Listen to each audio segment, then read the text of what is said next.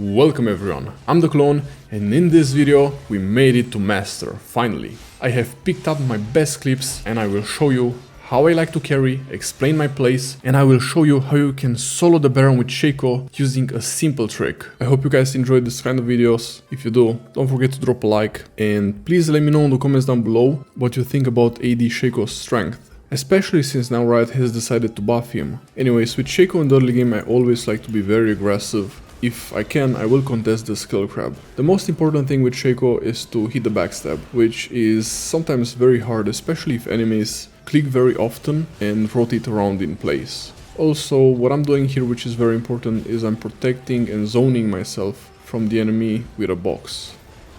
Here I'm having a very smart use of the sweeper, as the enemy cannot actually see me as long as I'm not attacking the ward. I can sneak in and luckily assassinate the enemy carry.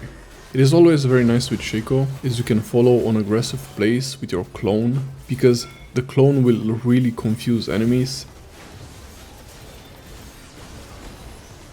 I sometimes like to use smite until I get in rage to basic attack enemies and slow them with ease passive. While you have your clone up, queue beside an enemy, let the clone fight the enemy a bit, and only afterwards attack them with a backstab to finish them off.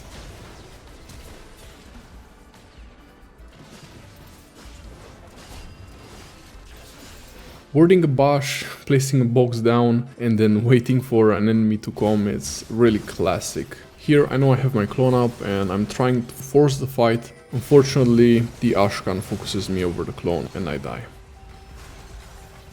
The most important thing when it comes to team fighting around objectives, it's not just your positioning, but the positioning of the enemy.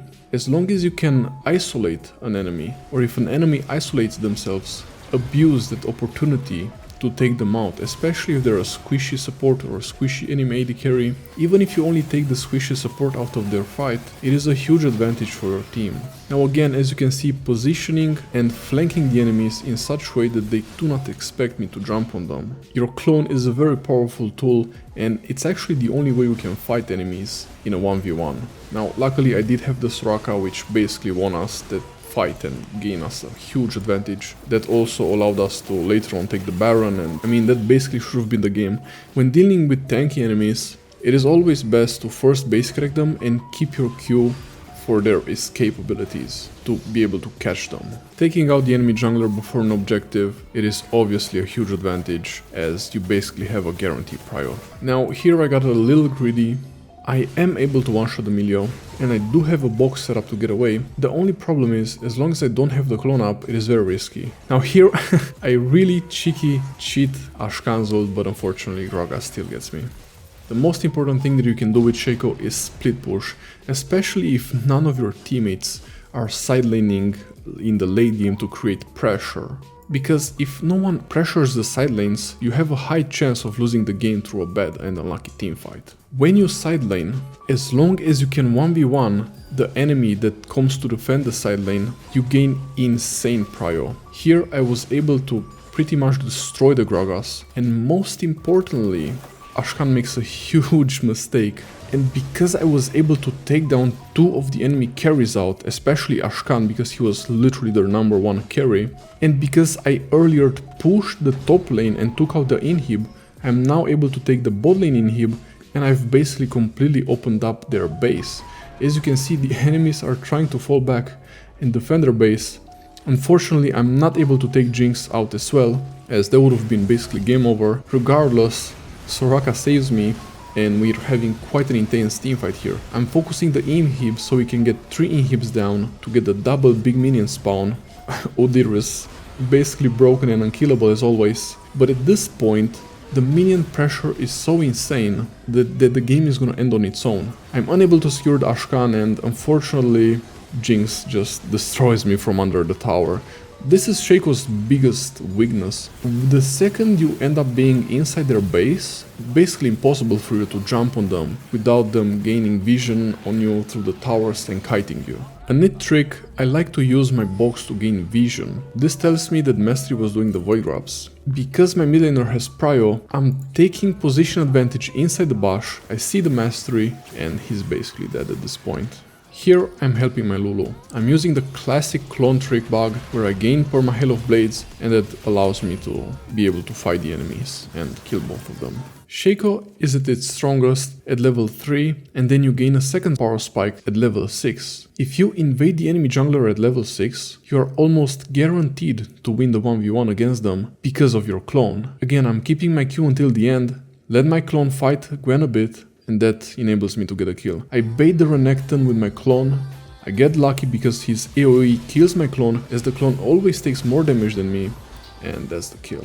It is always great to partake in fights as long as the enemies are completely focusing your allies. This Lucian basically didn't even look towards me, which got him killed. This Lucian is again focusing on my teams, which gives me a window to assassinate him. Unfortunately, I do not have the damage to kill him, but I do have my clone, which lets me disengage and watch my movement as Renekton tries to attack me. I am pathing towards my teammates. We almost aced the enemy team, which enables us to secure the closest objective, in this instance Atakan.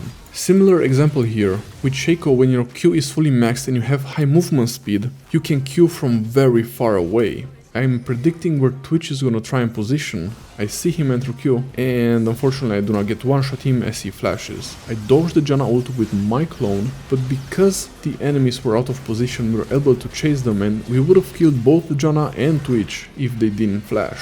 But because we got the enemies low enough HP, this forced them to back inside their fountain, which enabled us to force the tower. And just like that, not only did we take inhibitor, but because the top lane was opened, this actually enabled us to basically end the game at this point. One simple engage on the enemy carry that didn't even kill them resulted in a fight where the whole enemies were caught out of position, and all of that spiraled into them losing the mid lane tower and ultimately the Nexus. Another similar example, jumping in on an enemy that is distracted as they're focusing on your team, which gave us a double kill, and because of the Herald, we were able to push mid lane. Now, always be confident. As long as you have allies behind you and you have your clone up, you can always use clone to both dodge tower shots, reset tower aggro. This not only allowed me to kill Zed, but it's always great to have your clone there as a failsafe against dying. Again, this fight gave us prio to the next objective, which is Atakan. Always make sure to get Sweeper, as you can use it early, and as long as you don't notice any wards, you can jump on an overextended enemy, resulting in an easy free kill. Again here with a Mumu, I'm playing as aggressive as I want, because I have the failsafe mechanism with clone. Literally the same Syndra, overextended, I see no wards with a Sweeper, and I jump on her. This is also a very huge Q jump, as it's through a very thick wall. Now I will show you and explain how to solo Baron with Shaco. Whomever the Baron attacks, it reduces their damage by 50%, plus you're taking damage. But by using the clone, it is the clone whose attack damage gets reduced, meaning that you can easily rush the Baron. Also, when the clone gets low HP, you can swap in between you and the clone, because the Baron always attacks its closest target. But if you keep switching between you and the clone tanking the Baron, you can more optimally solo take it. With Shaco, your Q range is not only limited by the timer, but most importantly, it is limited by your movement speed. As you can see here, I have almost 600 movement speed, which allows me to jump from very far away on the Syndra, ensuring a double kill. And that's a game over. The safest way you can fight someone with Shaco, basic attack them once, use your clone, and then Q to the side and let them fight the clone for a bit. Then backstab and it's a kill. Shaco's biggest source of damage is the backstab, which is very annoying and hard to get, especially in situations like this, where enemies get repositioned by CC. And it is often good to dive the enemy bot laner. Simply stop the wave with a box, and hopefully you get good teammates and secure the dive. Here I know I have my Q up soon, therefore I tank the Warwick ult and Q away, basically saving the Nila for long enough to secure us that fight.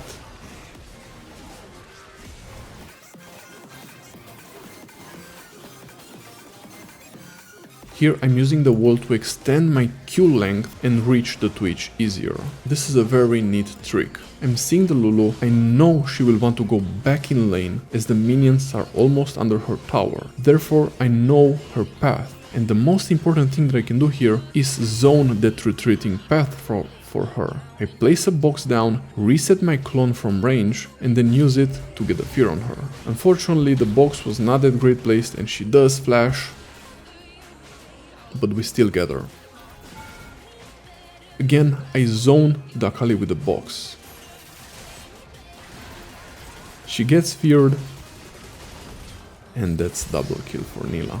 At this point, the enemy is just FF'd. Here, with bot lane prio, I'm trying to gain map control. The Mundo's full HP, I'm low, but again, I'm using the classic clone trick. I basic attack, clone, and then Q away to safety. Use the boxes to zone, and luckily for us, this Mundo's basically trolling.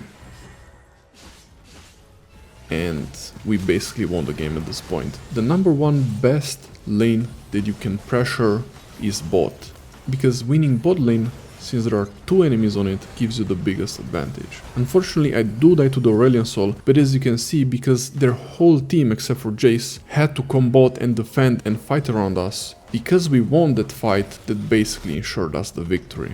Now here's the infamous clip that I've posted regarding Shaco's damage. Because we were able to secure the bot lane, the Draven is actually 4 levels behind us, and even though I don't kill him, I am able to XP a backdoor. Again, I'm focusing on the bot lane. If you can catch the enemy laner on their way towards their tower, they are very exposed and vulnerable. Killing both of them gains my bot laners a huge advantage. Not only that, even though I died, again this results in the enemy jungler, mid laner, or in this case top laner, to come and help, which, since it fails, it further gives us an advantage. Also, here's a funny clip where I'm getting a front backstab somehow. I am working on a video discussing Shaco's rework, which I will be posting on the main channel, where I'm basically discussing the issues with Shaco's backstab, the inconsistency of backstab, and how your whole damage and kit relies around it, which I believe it's quite a huge issue for Shaco. Late game, I'm catching an enemy off guard. Unfortunately it's Vladimir, so he absolutely shits on me while healing back to full HP. Luckily my team comes in and we secure him. Now this fight spirals quite out of control. I am retreating and trying to get my HP back, although my team is caught by the enemies. I am therefore rotating and watch as I am looking to focus the Jhin, going through the Nunu and killing the Jhin. This wins us the fight. Here is a classic level 3 invade. Again, keeping my Q until the end and securing that kill. Now this is just a random kill I guess, but it showcases how you can have quite some damage with Shaco once you get your first item. Here I am not attacking the dragon, instead I'm focusing on the enemy jungler. If we can kill him, there's no need for me to risk a smite fight. I like to position myself outside of the enemy's vision and assassinate their squishiest carry. I prefer to focus Milio as he's easier to kill.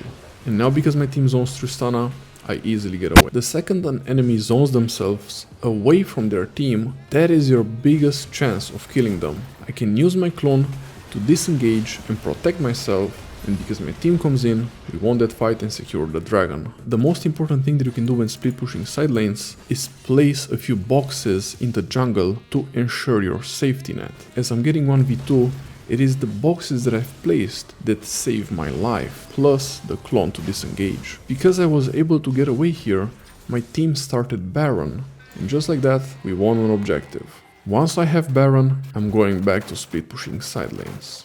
Easy win. Here is a perfect example of how strong the clone can be when it has Hail of Blades. I mean, look at that poor Draven, he's constantly being slowed on each basic attack from the clone and melted at the same time. I zone the bush with box, keep my Q until the end. Backstab E, easy kill.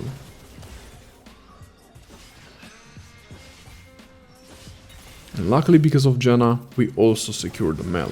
One thing that I like to do as Shaco later into the game, if I know I can one-shot certain enemies, I queue inside their jungle just to scout. Because of that, I find and one-shot the Ashe. and really just 1 kill on one enemy carry puts us in a 5v4, we have a bit of pressure on them, and I can easily secure the objective. I hope you guys enjoyed. That was basically the last game that got me to Master tier. In the next video, I've gotten a lot more crazy moments while playing in Master, and I don't want to spoil it, but hopefully in the next video I will be showcasing how I got to Grandmaster. Thanks a lot for watching, and as always, until next time, stay safe.